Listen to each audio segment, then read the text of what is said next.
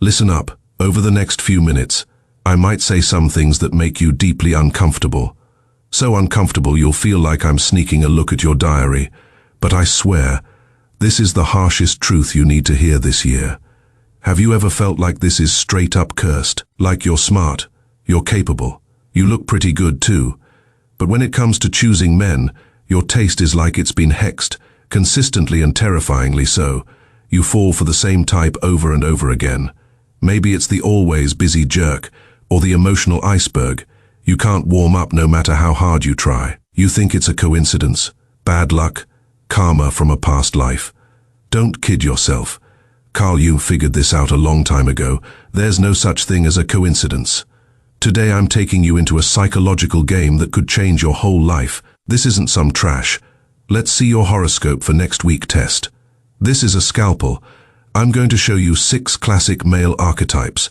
6 men like 6 mirrors. And the one you choose doesn't reveal how hot he is or how successful he is. It reveals what piece of your soul is missing. And if you don't fill that hole, I promise you, swap out 100 boyfriends if you want. You'll still fall into the same damn pit again and again. Ready, take a deep breath. Let's start this brutal, but life-saving soul interrogation. Right now, even if it's only for 1 second, close your eyes and feel it. If your intuition pulls you toward the first type of man, let's call him the protector. He's not the flashiest guy in the club. He's not flying you to Miami on a private jet on the first date. But he has one deadly trait, stability. Even if the sky falls, he can hold it up. No drama, no chaos, no emotional roller coaster. He's like a giant, human golden retriever, pure safety without needing an explanation. If your first reaction is, "Oh my God, I want that. I just want a nice guy and to settle down." Hold up, don't rush. It's not that simple. Jungian psychology says, when you're obsessed with this protector energy, your soul is basically screaming 2 words. Save me. You're not choosing him because you naturally love boring. You're choosing him because you're exhausted as hell. And I don't mean I ran 5K at the gym tired. I mean deep soul level exhaustion, not just physical, existential. You've been a woman warrior for too long. Every day you handle work, manage your boss, carry your friends' emotions, and keep up that I'm doing great perfect life image on Instagram. You're the one who's always responsible, always holding everything together. So when you see the protector, your subconscious is really saying, please, can I shut my brain off for a minute? Can I be a mess for once? You're not craving him as a person. You're craving one thing, handing over control. You want an excuse to take off that heavy armor, even for 1 hour. No decisions, no steering the ship, no being the strong independent woman. But here's a massive trap. If I don't say this, you might never realize it your whole life. If you pick him because you're tired, and you dump your whole life on his back like a suitcase, that's not love. That's hiring a caretaker. Think about it. What happens when you've rested enough? When your battery is full again and you're back in action mode? You'll start thinking he's boring. You'll feel like he's boiled water. Bland, you'll start saying. Why does this man have zero ambition? Don't laugh. I've seen this use him and toss him script way too many times.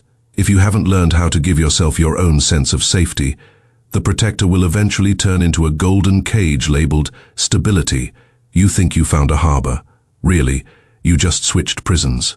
Alright. If the good guy isn't your type, let's look at the second archetype, the warrior or the hero. Think movie, style alpha CEO, or the startup maniac who sleeps 4 hours a night and talks like IPO is foreplay. He's pure action, laser, focused goals.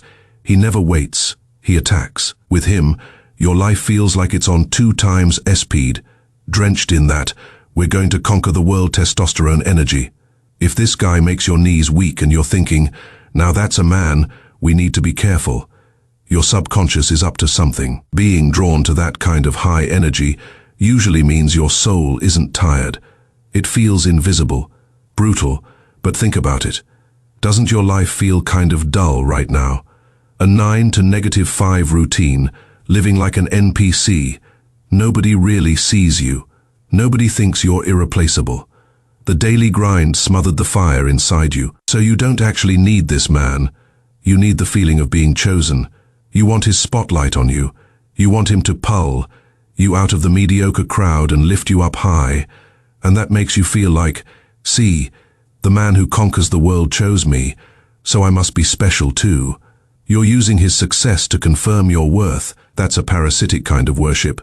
You don't dare to be the protagonist, so you try to be the protagonist's girlfriend. And let's be real. A warrior man lives for war.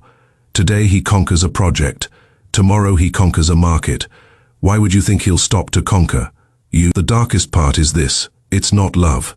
It's a transaction. In his world, intimacy is conditional. You have to perform. You have to behave. You have to keep up. Otherwise you're just a trophy. Ask yourself, do you actually want a life that feels like a battle every day? Or are you just allergic to silence, being unnoticed? Are you looking for a partner? Or are you looking for a painkiller called excitement? Now the third type. This one is deadly. We call him the trickster. Even if your best friend is in your ear with a megaphone screaming, he's a fuckboy, run. You still can't help yourself. Why? Because he's fun. He's unpredictable. He's like a forever boy with dangerous charm. He won't give you commitment. He won't give you a future, but he will give you a heartbeat. If you have zero resistance to this type, congratulations. Your diagnosis just came back. You're bored out of your mind. Don't twist that. I'm not saying you as a person are boring. I'm saying you might be living way too correct. Growing up, were you always the good girl? On time for school, stable job, appropriate clothes, appropriate words. Your life is as precise as an Excel spreadsheet. And just as soul-killing, your subconscious is rebelling. Deep down, you've got a little devil that wants to smash everything, but you won't let her out. So you need this bad boy to be your accomplice. You don't love him. You love his fuck the world attitude, watching him break rules, mess around. It feels amazing, like you're rebelling through him. You want him to help you escape this boring, rule-following reality. He makes life feel like a movie, exciting, full of laughter, tears and drama. But sister, wake up, this guy isn't here to build a life with you. He's here to set off fireworks in your life. Fireworks look great. Can you live on them? The biggest bug in the trickster archetype is this. He doesn't take responsibility. He only lives in the current second. 1 second he's saying forever. The next second he's ghosting you. That early euphoria always turns into instability that breaks you down. You think you're the special one who can make him settle down. Don't be naive. He can't even decide what he's eating for dinner. How is he going to decide a whole life with you? So the next time you feel yourself rushing toward this bad boy, ask yourself one question. Am I looking for a boyfriend, or am I looking for an excuse to escape a boring life? Do you want happiness, or do you just want to run? Fourth archetype, the traveler, or the free spirit. He belongs to no company, no city, not even any woman. He's like the wind, curious, wide perspective. You look at his Instagram, world landscapes everywhere, and you think he's so magnetic, so deep. If you're pulled toward the wanderer, what your soul is really screaming is space. That usually means your life feels too crowded. Maybe your parents are pressuring you hard to get married. Maybe your job is suffocating you. Maybe you've trapped yourself under too many roles. Good daughter, good employee, good friend. You feel like you're stuck in a box with walls on all sides. You fall for the traveler because you envy his freedom. You look at him and think, why does he get to live that carefree while I'm over here paying a mortgage? You hope that by loving him, you can borrow his escape door and slip away from your responsibilities. You think being with him turns your life into poetry and distance. But the truth is brutal. You can't hold on to this man. His freedom is built on sacrificing attachment. He can talk philosophy and the universe with you, but he can't tolerate something as mundane as, come with me to a wedding this Saturday. The moment you try to grab him, the moment you put a rope on him, he'll slip away like an eel. The most masochistic part is you're always chasing a silhouette. This archetype is teaching you a lesson. Do you actually want to share freedom with him? Or are you just avoiding your own commitments? Can you accept a relationship where even together, you're still two independent individuals? If you're a control freak, picking this type is basically choosing hell mode. Okay, now we're at the real final boss, the disaster zone that makes countless smart women crash and burn. The distant, the cold guy, the riddle man. He always keeps you at arm's length. No matter how passionate you are, he's ice. And he's annoyingly intelligent, profound. Every now and then, he drops a sentence with depth, and you're completely wrecked. You send him a whole paragraph. He replies, K. You ask him out 10 times. He says yes, once. If you're addicted to this kind of toxic relationship, if you think only winning a man like this counts as true love, sister, you need to stop and reflect immediately. Right now, this is the most dangerous signal. It means your subconscious has a terrifying formula. Love equals pain plus effort. Easy love feels cheap to you, not worth cherishing. You have to challenge the hardest level, conquer the most impossible person. You believe if you can melt this iceberg, if you can make the man who's indifferent to everyone smile only for you, then you can prove, I'm valuable. What are you doing? You're turning dating into a self-worth certification exam. That's extreme insecurity. Deep down, you don't believe you deserve warm, easy love. You think love has to be earned back, like a trophy you grab. But here's what you need to know. He's usually not cold because he's deep. He's cold because he's emotionally incompetent. You think he's hidden treasure waiting to be discovered. He's an empty box. You could spend years knocking on a door that never opens. You pour in all your passion and end up with long-term emotional starvation. Is that really worth it? This choice might make you look ambitious and competitive, but it also asks you, are you looking for love, or are you looking for abuse? So after all this toxic stuff, what's actually healthy? If your intuition picked the last one, the companion or the partner, I applaud you.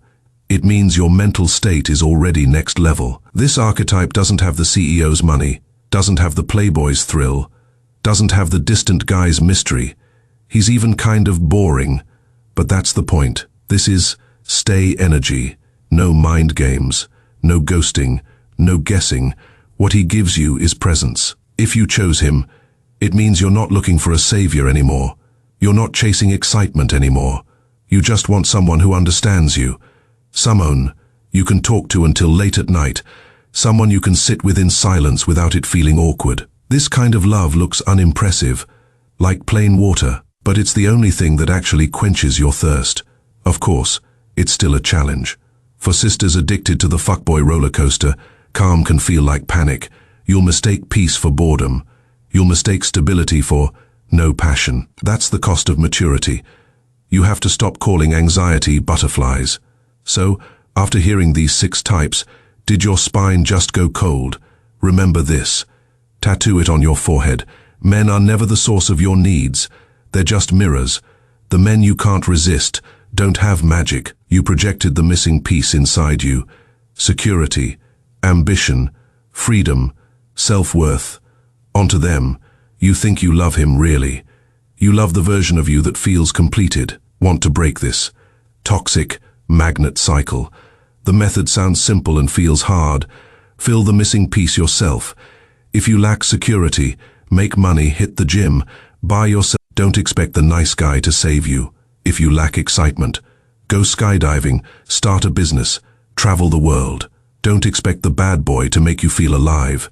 If you feel worthless, build your career, read books, learn to love yourself. Don't expect the cold guy's one compliment to give you value. When you finally fill yourself up, you'll notice something. The toxic men who used to drive you insane suddenly taste bland, and the companion you used to call boring, he might start looking extraordinarily attractive. That's what growth feels like. Alright, right now, which archetype are you a victim of, or what stage have you evolved into? Tell me in the comments. Don't be shy. This comment section is full of fellow patients. And if this video felt like it slapped you and then handed you a piece of candy, hit that subscribe button. No fake fluff here, just real talk that shakes your soul.